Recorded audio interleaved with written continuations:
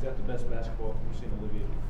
He was terrific. He was absolutely terrific, and it started yesterday in practice. I think without question, yesterday is the best practice he's had since he's been here. What he brought, his energy, and the fact that he carried it over, was really happy for him, because I know how much he cares. I know how much he wants to do the right thing, and to see him come out and play the way he did today, it's really special. Really happy for him. Kind of same question about Zakai. We're talking about his evolution for the past month. Was this maybe the pinnacle so far? What can you say about him? I mean, he's got to be right there, the very best point guards in the country. When you think about what he does night in and night out, consistently doing it, learning the position as he goes through with it. Defensively, he does it. How many minutes he played tonight? 37, and I always ask him how you feel. He said, "I'm fine, Coach." But the fact is, the way he distributed the ball, and he got a little excited when we had a chance to give them credit. We could have really stretched it out, but they, older, experienced team, stayed in it. I thought they really maintained their poise, but then Z got a little excited and turned it over.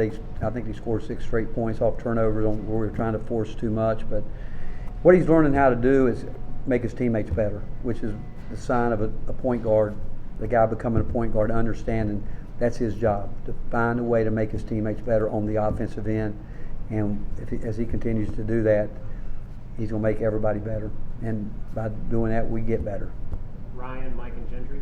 You mentioned Olivier's energy in practice yesterday, just the intensity and energy that he had today. How do you bottle that up and get it on a more consistent basis?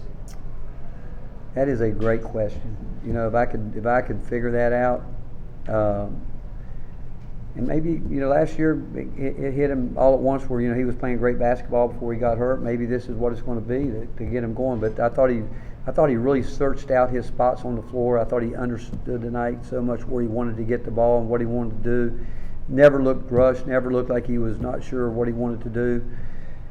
And I just hope this gives him the kind of confidence that he can keep building on it with.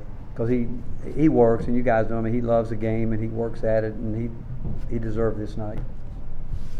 Rick, is that the most consistent and steady effort you've seen across 40 minutes from this team this year? I know there's been a lot of games that looked like that, but was this the start to finish best?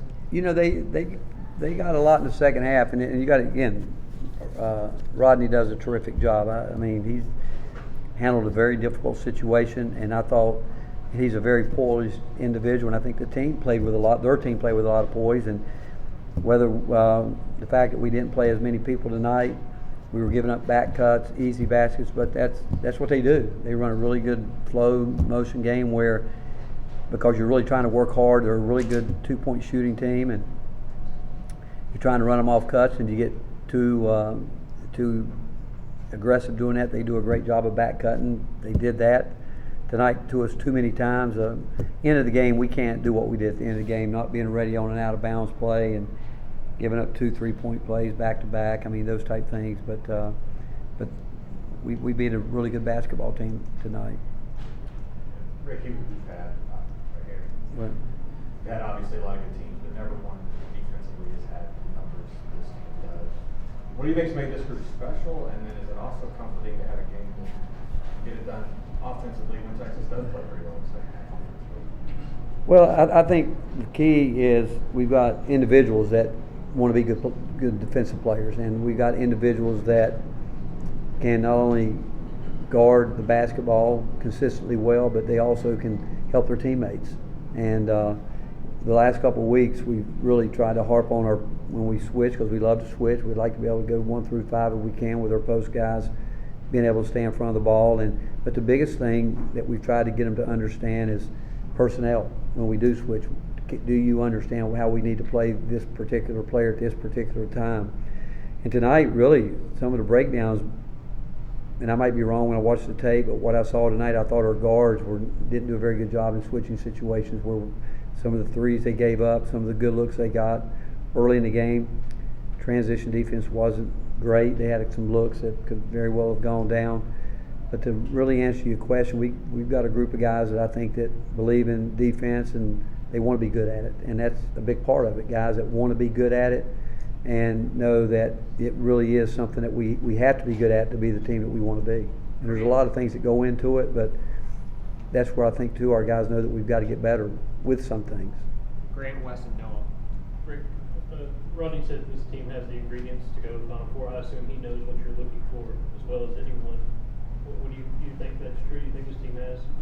And I would say that about his team. To the fact that this year, at this point in time in the season, I'm not sure any team has just totally separated themselves. You know, there's a lot of basketball left. I mean, here's what I would say. I heard Jay Billis say it today, that this time a year ago today, North Carolina had the exact same record they have right now and got it turned around and got it going. Kansas a year ago today got beat by 30 points, just like Alabama did today. So it's a long way to go. Every game, again, I think all the games are big. I do. I always tell our team in November, if you don't think this game is big, wait till March, those November games. And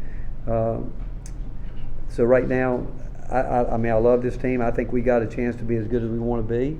And I think that it's up to one thing. Are we tough enough to embrace the daily grind and not worry about going to the Final Four, not worry about the NCAA tournament, but can we build a team that can be successful that time of year? And it starts with truly embracing the grind every single day, and it's tough because we've been at it a long time.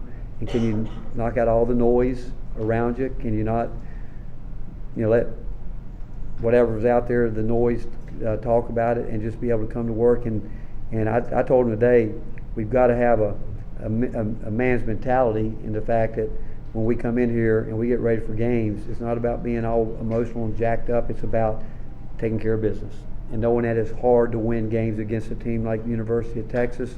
And now I think we go to Florida next week. It's hard, and it's only going to get harder because in February teams get better, and that's why we've got to get better or we'll go backwards. Rick, you talked a minute ago about how hard Olivier works and how much this means to him. When you feel that from a player, how much easier is it to kind of help them along the process? Because I know Olivier's development's kind of taking some time. Is it kind of easier to hang with guys when you know how much they care like that? Oh, absolutely. I mean, I love him to death. And if I could put it on him every night, I'd love to, because he really wants to be good. And he takes it. I mean, he and I have had we had a couple of weeks ago, we had a long talk. And it was a talk where he